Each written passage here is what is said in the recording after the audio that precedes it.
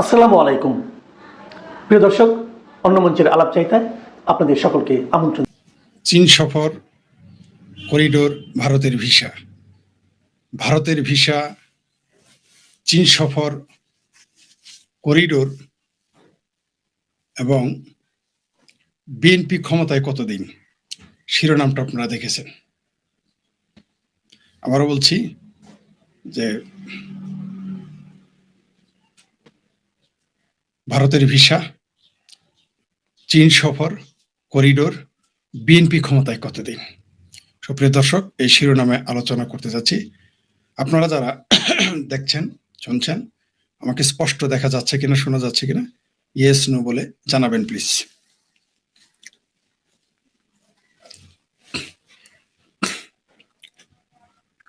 Audio I'm fine. Okay. Sound clear. Thank you very much. All clear. Thank you very much. আপনাদের দুজনকে। শিরোনামটা আপনারা শুনেছেন। ভারতের visa, চীন সফর, করিডোর এবং বিএনপি ক্ষমতায় থাকবে কতদিন। এই মুসলেকা সরকার, আপনারা জানেন যে চীন সফরে যাওয়ার কারণে আমাদের বাংলাদেশের বেশ কয়েকজন সাংবাদিককে চীনে মুসলেকা দিয়ে আসতে হয়েছে। সরকারটাই মুসলেকা, সুতরাং মুসলেকা তো দিতেই হবে। কি কারণে তারা মুসলেকা দিল? মানে এরা জানেই না যে এটা ভারত না, এটা আমেরিকা না, ওটা হচ্ছে চায়না। কোন রকম ফাতরামি ওইখানে চলবে না। আপনি ছবি তুলবেন, ভিডিও করবেন, চায়নাতে ওই ফাতরামি চলবে না। চায়না একটা একদলীয় দেশ, একদলীয় সরকার, সেখানে কোনো বিরোধী দল নেই। এই যে যারা ওইখানে ছবি তুলতে গিয়ে, ভিডিও করতে গিয়ে চীনের সরকারের কাছে মুসলেকা দিয়ে আসতে হয়েছে, মানে আকলটা দেখেন। একটা দেশে গেছে, সেই দেশের নিয়ম কানুন না জেনেই সাংবাদিক চলে গেছে।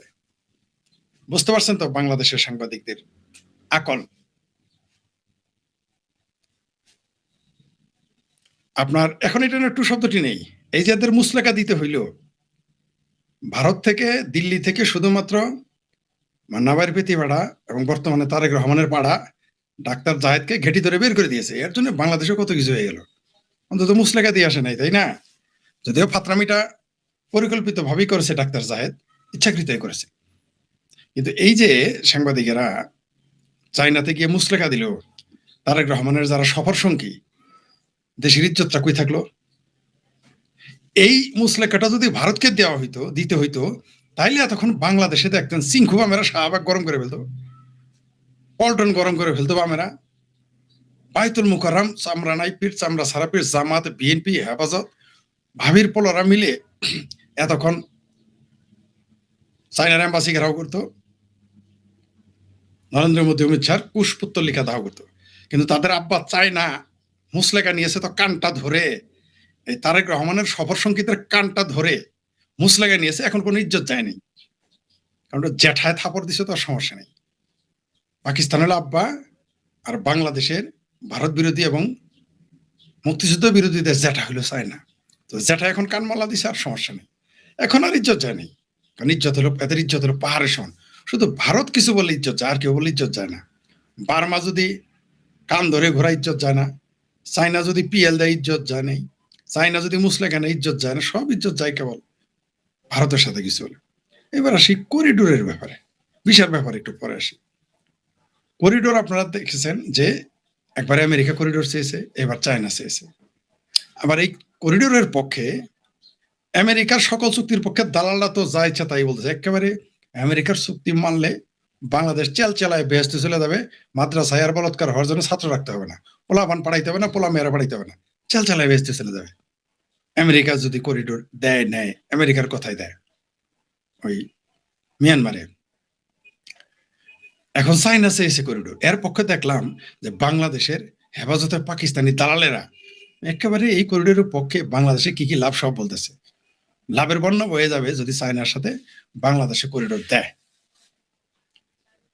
এই করিডোরটা যদি খালি ভারতের সাথে হইতো বা ভারতের আলাপ হইতো, তাহলে কি বলতো জানেন? দেশ বেচা হয়ে গেছে, দেশ শেষ, সার্বভৌমত্ব শেষ, এই চুক্তি গোলাপি চুক্তি। এই লোকগুলোই আবার তখন ভারতের সাথে করিডোর হলেই শেষ, সব শেষ, দেশ শেষ। চায়নার সাথে করিডোর হলে শেষ হবে না। একটু ভালো হবে। ইয়াবা তো এমনি আসে পাইকারি ধরে। সংসদে আজকে খুব মজার ঘটনা ঘটেছে। সংসদের খবরে দেখলাম। তাহলে যে গয়াদা একটা মচৎকার কথা বলে ফেলেছেন। জননেত্রী শেখ হাসিনা সংসদে একটা লোককে বলতেন যে আলীর পায়ে বল কোন দিকে যেন যায়। সুরঞ্জিত সেনগুপ্ত যখন সংসদে কথা বলতেন, জননেত্রী শেখ হাসিনা কথাটা বলতেন যে আলীর পায়ে বল, গোল তো একদিকে হবেই। মানে মাঝে মাঝে আত্মঘাতী হয়ে যেত। গয়াদা একটা আত্মঘাতী কথা বলে ফেলেছেন। কিভাবে? তার দলের বিরুদ্ধে, তার মন্ত্রীর বিরুদ্ধে, তার সরকারের বিরুদ্ধে। তার এই মুসলেকা সরকার না তো মুসলেকা সরকার। কি বলেছে? গয়াদা বলেছে আগে তো বদির বাড়ির উপর দিয়ে ইয়াবা আসতো, এখন তো বদি নাই, বদির নাকি গদি নাই, বদিও নাই, হাওয়া হয়ে গেছে। তো এখন কোথা থেকে ইয়াবা আসে? ডাইরেক্ট বলেছে স্বরাষ্ট্রমন্ত্রীর বাড়ি দিয়েই আসে। আত্মঘাতী গোল করে ফেলেছে আমাদের গয়াদা। স্বরাষ্ট্রমন্ত্রীর বাড়ি হয়ে এখন ইয়াবা আসে। আমি বারবার একটা কথা বলি, আমি 20-25 বছর আগেই সিদ্ধান্ত নিয়েছি, বুঝতে পেরেছি, সিদ্ধান্ত আসতে পেরেছি, সিদ্ধান্ত নেইনি তো সিদ্ধান্ত আসতে পেরেছি যে রাষ্ট্রের যত অপরাধ হয় সেটা ছোট অপরাধ হোক আর বড় অপরাধ হোক, রাষ্ট্রের অনুমতি ছাড়া আপনি পারবেন না। এই যে ইয়াবা দেখেন, গাঁজা দেখেন, তারপর আরো ড্রাগ দেখেন, ফেনসিডিল দেখেন, রাষ্ট্রের সহযোগিতা ছাড়া সম্ভব না। নিজের রাষ্ট্রের সহযোগিতা এবং বাইরের রাষ্ট্রের সহযোগিতা ছাড়া সম্ভবই না। সিআইএ এর একজন সাবেক কর্মকর্তা বলেছেন, আমি তো এগুলো, আমার তো এডিটর এখনো নিয়োগ দেই নাই, আমি তো এগুলো দেখাইতে পারি না, ভিডিওগুলো আছে, দেখাইতাম নইলে। আমেরিকার সিআইএ বলেছে ড্রাগ আসলে একটা বিশ্বের যুদ্ধ নীতির একটা অংশ। এই যে দেশে বিদেশে এমনকি আমেরিকাতেও যে ড্রাগ যায়, এটাও তার প্রতিপক্ষ দেশের ষড়যন্ত্র। বাংলাদেশেও যে ড্রাগ, এটা দেশি বিদেশি আন্তর্জাতিক ষড়যন্ত্র, এগুলো ষড়যন্ত্র। আপনি কিভাবে ড্রাগ আনবেন? বস্তায় বস্তায় টনে টনে কি করে সম্ভব? রাষ্ট্রের অনুমতি ছাড়া। আফগানিস্তানের যত আফিম ছিল সব পাকিস্তান সারা বছর বিক্রি করত। মূল পেশা ছিল এই যে হুইস্কি জেনারেল, পাকিস্তানের ইসলামী জেনারেলদের কাজই ছিল আফিম বেচা। তারপর সন্ত্রাস উৎপাদন ও রপ্তানি করে, সেটা তো আলাদা বিষয়। আসলে রাষ্ট্রের অনুমতি ছাড়া, রাষ্ট্রের ইশারাস ব্যতীত, রাষ্ট্রের আস্কারা ব্যতীত আপনি কোনো অপরাধী করতে পারবেন না, প্রশ্নই আসে না। যেমন মা বাবার আস্কারা ছাড়া কোনো সন্তান জুয়া খেলতে পারে না, ড্রাগ এডিক্ট হইতে পারে না। যদি কেউ বলে যে তার সন্তান জুয়া খেলে সে জানে না, যদি বলে তার ছেলে গাঁজা খায় সে জানে না, যদি বলে তার ছেলে ইয়াবা খায় জানে না, যদি বলে তার ছেলে আফিম খায় জানে না, যদি বলে তার ছেলে ফেনসিডিল খায় তার পরিবার জানে না, যদি বলে তার পরিবার কিছু জানে না, ঠাড়া মারা মিথ্যা কথা। আমি দায়িত্ব নিয়ে বললাম, আমি আমার জেলার, এমনকি যার ছেলে ড্রাগ বেচে তার বাবা জানে না, তার পরিবার জানে না, ঠাড়া মারা মিথ্যা কথা। আমি আমার জেলার, মানে জামালপুর জেলার যারা ড্রাগ বিক্রি করে এবং খায়, গ্রহণ করে, আমি তাদের উপর আজ থেকে 20 বছর আগে গবেষণা করেছি। সেটা যত বড় ক্ষমতাধর হোক আর একেবারে ছেঁচকা ড্রাগ ডিলার হোক আর বিক্রেতা হোক আর খাদক হোক, তার পরিবার জানে, তার গ্রামের মাতাব্বর জানে, এলাকার মেয়র জানে, কাউন্সিলর জানে, চেয়ারম্যান জানে, মেম্বার জানে, থানা জানে, তার মা বাবাও জানে কে ড্রাগ খায়, কে ড্রাগ বেচে। কেউ যদি বলে যে জুয়ার ডিলার, যারা এখন এই যে ক্রিকেটের জুয়ার ডিলার হয়েছে, কে জানে না? প্রত্যেকেই জানে। আমার জেলায় কারা এটা করে আমি জানি। আমার জেলার প্রত্যেকটা যারা করে তাদের গ্রামের, শহরের, উপশহরের প্রত্যেকটা গলির পোলাপান 10 বছরের বাচ্চারা জিজ্ঞেস করেন, বলে দিবে। আর এখন যদি বলেন থানা জানে না, রাষ্ট্র জানে না, এলাকার মেয়র জানে না, চেয়ারম্যান জানে না, এমপি জানে না, মন্ত্রী জানে না, ঠাড়া পড়া মিথ্যা কথা। আমার এলাকার যেগুলো লোক ড্রাগ বেচে, মানে গাঁজা, ইয়াবা, ফেনসিডিল এবং আর অন্যান্য যত কিছু আছে, সব পরিবারে জানে, সবাই জানে, বাপ মা জানে। ওদের বাপ মারা এখন কেউ বলবে, কিন্তু যারা আবার খায় তাদের বাপ মা কি বলবে জানেন? আমার পোলাটারে আমাকে নষ্ট করে দিল গো ফরিদ, তুমি কি জানো? আমার পোলাটারে আমাকে নষ্ট করলো, আমার ভাইস্তারারে আমাকে নষ্ট করলো, আমার ভাগ্নাটারে আমাকে নষ্ট করলো। তার যে পোলা নষ্ট হলো এটা সে বলবে না, তার যে ভাগ্না নষ্ট হলো বলবে না, তারা জানে বলবে না, তারা কিন্তু কন্ট্রোলে রাখতে পারেনি। তারপরেও সবচেয়ে বড় যেটা সমস্যা, রাষ্ট্র নিজেই এগুলো পৃষ্ঠপোষকতা করে। সিআইএ এর সাবেক একজন এজেন্ট এই কথা বলেছে। আমি এডিটর নাই, আমি বললাম দেখাইতে পারি না, ভিডিওটা আমার কাছে আছে। আমি হয়তো সম্ভবত আগামী সপ্তাহে হয়তো আমার এডিটর নিয়োগ দেওয়া হবে, বা তা নাহলে অক্টোবর থেকে তো শুরু করবোই প্রফেশনালি। যদি আমি 1 তারিখের থেকে নিয়োগ দেওয়ার সম্ভাবনা আছে, তাহলে হয়তো তখন আপনাদের আমি অনেক কিছু দেখাতে পারবো। জাতীয়, আন্তর্জাতিক, পারিবারিক, সামাজিক, রাষ্ট্রীয় আস্কারা ছাড়া আপনি কখনোই অপরাধ করতে পারবেন না। কোনো অপরাধই করতে পারবেন না আপনি। আপনার বাবার ক্ষমতা নাই, আপনি একটা গাছের পাতা ছিঁড়তে পারবেন না। আপনার সমাজ, আপনার পরিবার, আপনার রাষ্ট্র যদি আস্কারা না দেয়। আমি কোনোদিনই আমার বাড়িতে কোথাও থেকে একটা ইট নিয়ে যেতে পারবো না। আমি একটা ইটটা নিয়ে গেলাম, আর বাবা বলবে যে এটা তুমি কোথা থেকে আনছো, জিজ্ঞেস করবে আমাকে, আমি পারবো না। কিন্তু আমি দেখেছি আমার বাড়ির সামনে থেকে ট্রাকে রেল লাইন, লাখ লাখ টাকা রেল লাইন বিক্রি করে কোটিপতি হয়ে গেছে আমার চোখের সামনে, আমাদের বাড়ির সামনে থেকে। কিন্তু আমরা কোনোদিন সে চিন্তা করার সাহসই পাইনি, কারণ আমার পরিবার সেটা অ্যালাউ করবে না। তারা এবার লম্বা লম্বা কথা বলে আমার সাথে। আবার অবশ্য সরাসরি পারে না সামনাসামনি, কারণ জানে তো আমি সেরা ভাঙ্গা, হুমায়ুন কবিরের ভাষায় সেরা ভাঙ্গা বয়ান দিব। কারণ আমাদের জামালপুরের কে কে ধনী কিভাবে হয়েছে সব তো আমার ডাটা মুখস্থ। কার বাপ কি করতো, কার দাদা কি করতো, কে কিভাবে ধনী হয়েছে, কার বাড়ি, যার বাপ দাদার পায়ের স্যান্ডেল ছিল না তার বাপে কিভাবে শো পড়লো, যার বাপের একটা শার্ট ছিল না সে কিভাবে 5 তলা বাড়ি, গুলো তো সব আমি জানি, সবাইকে চিনি আমি। যাই হোক, সেটা অন্য প্রসঙ্গ। যেটা বলতেছিলাম, চায়না করিডোর চেয়েছে, এখন এই করিডোর দিবে, এর পক্ষে বয়ান দিতেছে। আমি দোয়া করতেছি করিডোর দেও না শোনা, চায়নারে করিডোর দাও। অথবা আমিও দোয়া করতেছি আমেরিকারে করিডোর দাও। তারেক রহমানের মুরদেই গোলাবে না কাউকে করিডোর দেওয়া। সে চায়নাকেও করিডোর দিতে পারবে না, আমেরিকাকেও দিতে পারবে না, ভারতকে তো দিবেই না। এই সরকার তাহলে টিকবে না।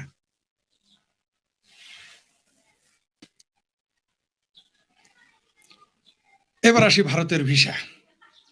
আপনারা একটা দৃশ্য দেখেছেন যে ভারতের ভিসার জন্য জামাতের বউ আর জামাতি কিভাবে, কি করুণ ভাবে, দীনেশ ত্রিবেদী বর্তমান বাংলাদেশের ভারতীয় হাই কমিশনার এবং বর্তমানে তিনি মন্ত্রিত্বের পদমর্যাদার, তিনি কি করুণ ভাবেই না বেগিং করলো দেখলাম ভিসা। তো ভারতে তো যাবো আমার মতো ভারতের দালালেরা। আপনারা কেন যাবেন যারা বলেন দিল্লি না ঢাকা, দিল্লি না ঢাকা, ইন্ডিয়া বয়কট, আপনারা কেন ভিসা নিয়ে যাবেন? আবার দেখলাম জাহাঙ্গীরনগর বিশ্ববিদ্যালয়ের একজন শিক্ষক, বাপ হইলো ভাষা আন্দোলনের কি যুদ্ধ ভাষা সৈনিক নাকি, আবার বাপ মুক্তিযোদ্ধা নাকি, বাবা না দাদা নাকি ভাষা সৈনিক, আর বাপ নাকি মুক্তিযোদ্ধা নাকি, দুইটাই আমি জানি না এই মুহূর্তে। সেই লোক লিখছে যে ভারতের কোনো উপায়ই ছিল না। আওয়ামী লীগ করে কিন্তু আবার আগে শেখ হাসিনার ছবি রাখতো প্রোফাইলে, আওয়ামী লীগ ক্ষমতা যাওয়ার পরে সে প্রোফাইল ছেড়ে অন্য একটা দিছে, এখন আর মুরদে বলে না। যত বড় আওয়ামী লীগ আছো, সোনার চান পিতলে গুগু, যারা শেখ হাসিনার ছবি দিতা, বড় বড় নেতার সেলফি ছবি দিতা, এখন তারা কোথায়? মুরদে এখন আর কোলায় না। তখন তো শেখ হাসিনার সাথে ছবি থাকলে একেবারে সেটা একেবারে কোরআনের পাতার মতো রাখতা, এখন ফেসবুকে দিতে ভয় কেন? সে লিখেছে ইন্ডিয়া নাকি বাধ্য হয়েছে ভিসা দিতে বাংলাদেশের লোকজনের, এই আবার বিশ্ববিদ্যালয়ের শিক্ষক। আবার কেউ লিখছে ব্যবসা করা ছাড়া তো ভারতে ভাত পাবে না বাংলাদেশের সাথে ব্যবসা না করলে, তুমি যাও কেন, কিনো না দেখি। তোমরা বলছো ইন্ডিয়া বয়কট, ওই যে বিপিনুরা, তারপর রাশেদ, তারপর আরেকে আমতারেক, জামতারেক, তারপর বিএনপি, ছাত্রদল, তারপর কি জামাত, হেফাজত, ফিলিয়াচ্ছে, প্যানিক ভট্ট, এই যে হেফাজত, চাবরা নাইপির, আমার ভাবির পোলা কত না মিছিল করছো ইন্ডিয়া বয়কটে, যায় না ইন্ডিয়া দেখি। তোমার শত্রু যদি ইন্ডিয়া হয়, তুমি যদি মনে করো ইন্ডিয়া তার ব্যবসার জন্য, তুমি যাও না। আমার বলে কি টাকা ছাড়া কি চিকিৎসা করতে যাবো?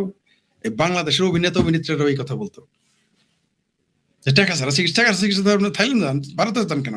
আমরা কে বলছে আপনি আপনার ভাই বোনের সাথে ঝগড়া হইলে মুখের দিকে তাকান না, মায়ের পেটের বোনের সাথে, আর বাপ মায়ের দিকে তাকান না, বাইকনের দিকে তাকান না, বাইস্তের দিকে তাকান না, চাচার দিকে তাকান না, জ্যাঠার দিকে তাকান না, তাকায় দেখেন না যখন বিরোধ হয়।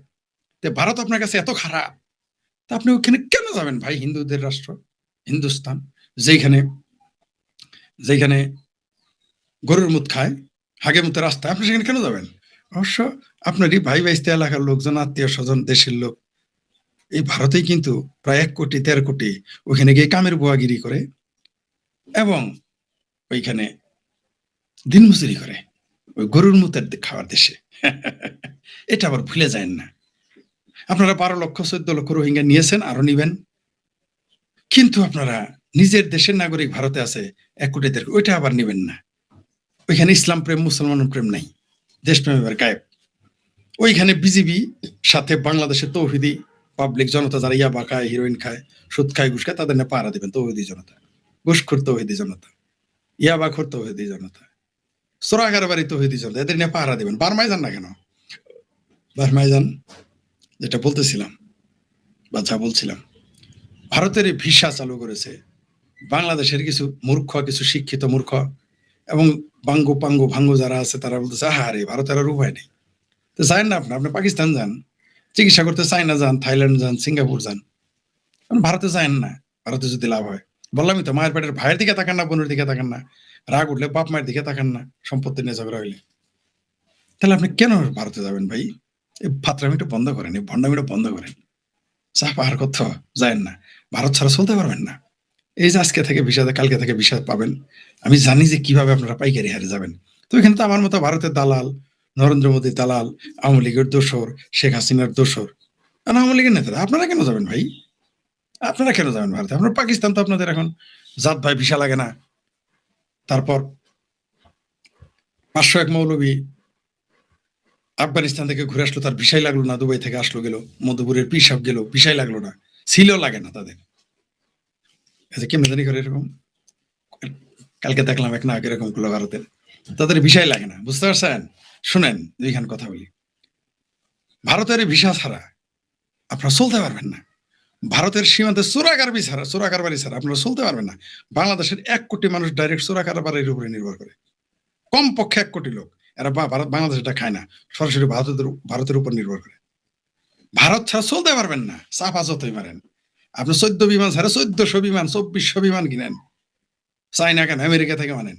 আপনি ভারতের একটা চুল সোজা করার ক্ষমতা আমাদের নাই, চাপা যতই মারেন। করিডোর দেন চাইনারে, না করছে কারা?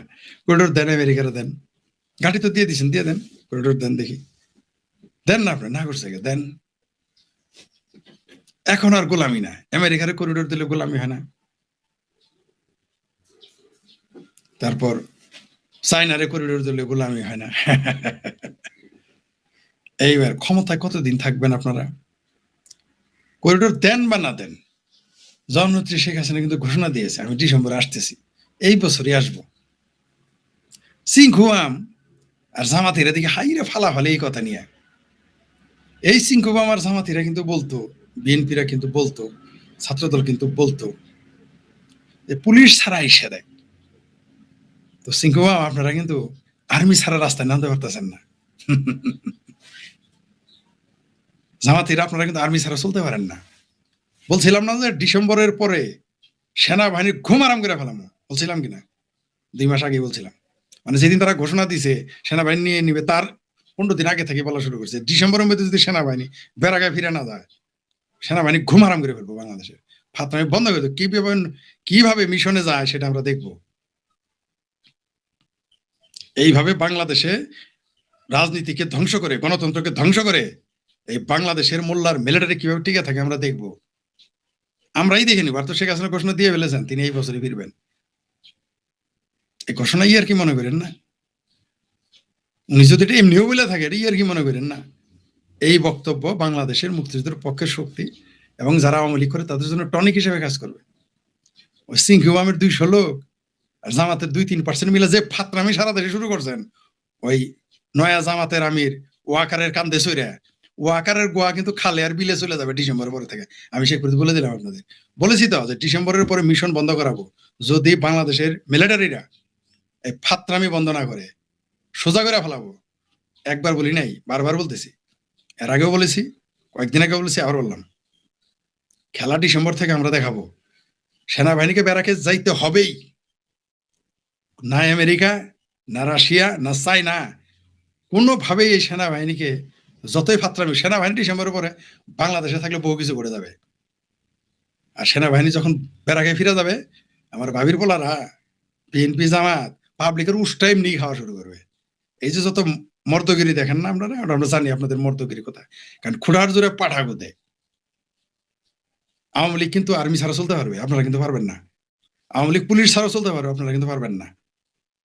আওয়ামী লীগ যে পুলিশ ছাড়া আর্মি ছাড়া চলে এখন দেখতেছেন না, যে নিষিদ্ধ করে আপনাদের ঘুম আরাম হয়ে যায়। 23শে জুন আপনারা কেবলমাত্র নেটো বাহিনী আনা, বিমান বাহিনী আনা বন্ধ রাখছিলেন, আর সবই মাঠে নামাই দিছিলেন।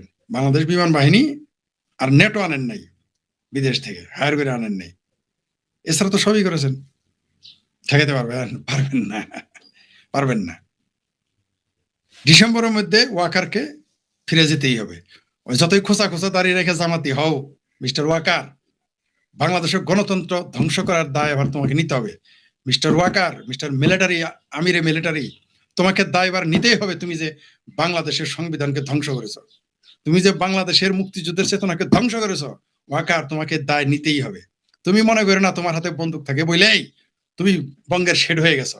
এটা গণতান্ত্রিক রাষ্ট্র, এই দেশের মুক্তিযুদ্ধ হয়েছে পাকিস্তানের মতো পাক হানাদার বাহিনীর মতো একটি প্রশিক্ষিত সংগঠনকে পরাজিত করে বাংলাদেশের সৃষ্টি হয়েছে। তুমি ওয়াকার যদি মনে করো যে আমেরিকার কাঁধে চড়ে তুমি বহু কিছু করতে পারবা, কিছুই করতে পারবে না। তোমার বহু ভণ্ডামি করছো, বহুত পাত্রামি তুমি ওয়াকার। অনেকে আবার বলে তুমি করে বলো, কে সে? সেই বাংলাদেশের কে? সে বাংলাদেশের একটা সচিব পর্যায়ের লোক। এই মোল্লার মিলিটারি ভয় থেকে ফিরে আসেন। মোল্লাদের ভয় পাইছেন বলে একদিকে বেহেশতে হারানের ভয়, আর মোল্লাদের ভয় পাইছেন, তার জন্য কিন্তু বাংলাদেশে ক্ষতি। আর মিলিটারিকে ভয় পাইছেন বলে কি করতে পারবে তারা? এই যে প্রতিদিন মরার চাইতে, প্রতিদিন 10-12 জন মরার চাইতে একবার নেমে যান মাঠে, দেখি সেনাবাহিনী কি করে। এই বাংলাদেশের সেনাবাহিনী পালায় নাই 90, আবার পালাবে, পালাইতে হবে। জি।